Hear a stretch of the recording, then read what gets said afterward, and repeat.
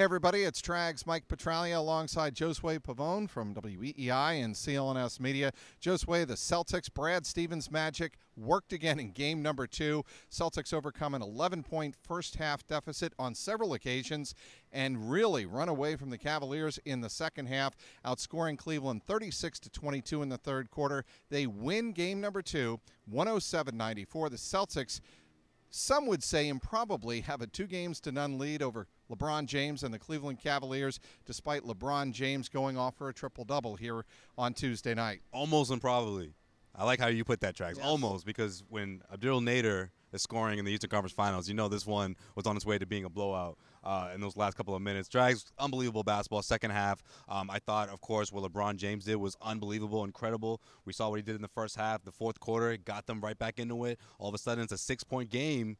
But then J.R. Smith wants to start, doing these dirty plays that obviously the Celtics don't forget, specifically Marcus Smart. Marcus Smart, the longest tenure Celtics. He remembers what happened against Jay Crowder in that first-round matchup years ago. He remembers the chippy play from J.R. Smith, and he made sure that, he had to check him right then and there, and that, of course, got the crowd into it, got his team into it.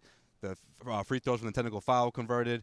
Al Horford hit another a layup, I believe, or a jump shot, up by 10. All of a sudden, the Celtics had a double-digit lead, and they never really let go of that. We have to talk about King James, though. 42 points, 12 assists, 10 rebounds, a triple-double. He had 21 points in the first quarter alone, but then he only had 4 points in the second quarter. Really, I think the tempo of the game changed when he took a left shoulder from Jason Tatum to the side of his jaw. He was diagnosed with a stiff neck. He did return after going to the locker room, but he, as Ty Lue made reference to after the game, really didn't look like the same player. LeBron said after the game that it really didn't affect him. But he wasn't the force, I don't think, going to the basket that he was in that first half. Yeah, I agree with that. I mean, especially the third quarter. I thought the fourth quarter he sort of got back into the rhythm. Yeah. He set up his guys. He was setting up his players. He was setting up, the three-point plays that he converted. Those are killer. I think one was on Aaron Baines that sort of got the crowd a little bit out of it momentarily. He found guys, in transition, the same type of Cleveland Cavalier basketball that you're accustomed to seeing.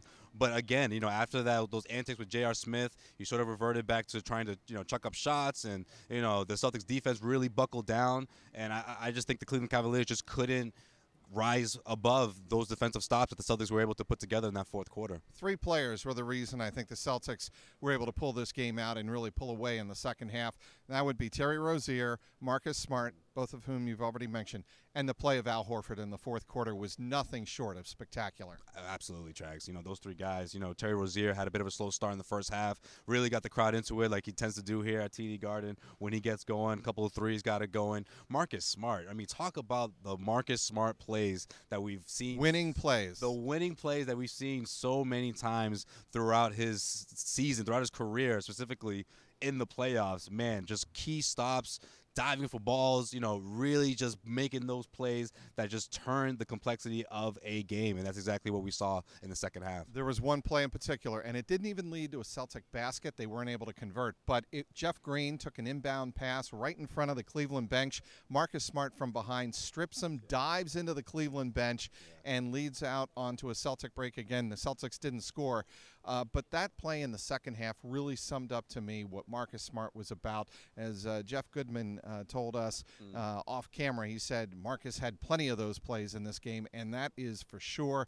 Marcus Smart really led the charge. And I think the Celtics are in the heads of the Cleveland Cavaliers. They're the tougher team. Ty Lue said they're gooning it up against us, and we have no response. I agree with you, Trags. I think they are in their heads. I think if you look at those fourth quarter stops that I just talked about, a lot of the times the Celtics couldn't convert offensively off of those stops, and it was a bit concerning, obviously, because the Cavs didn't manage to come back and pull to within 6, but again, the Celtics continue to come with those stops, those key stops down the stretch that I think really triggered the Cavaliers into thinking that, wow, we can't get over the hump against this team. Even though they're not scoring on the other end, we can't score either, And I think that once that things got, chippy, and once the Celtics got into the 10-point lead, that cushion that they needed, they had plenty of stops, back-to-back stops to put the game to rest. And with under 2 minutes to go, out came Nader and guys from the Cleveland Cavaliers, their deep bench, Jose Calderon checked in, and it was a wrap.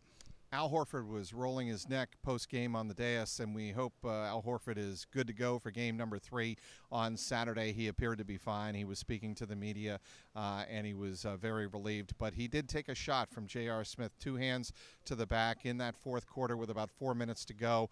The Celtics responded, and now the Celtics have 3 days off to savor a 2-0 lead in the Eastern Conference Final.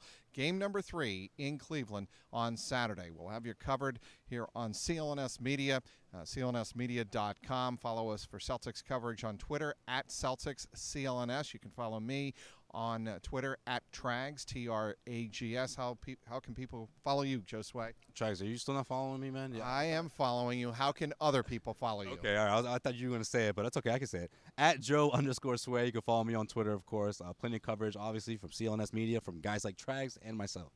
That'll be the Garden Report. The Celtics win game number 2, 107-94 here in Boston on Tuesday night. For Josue Pavon, I'm Mike Petralia, CLNS Media.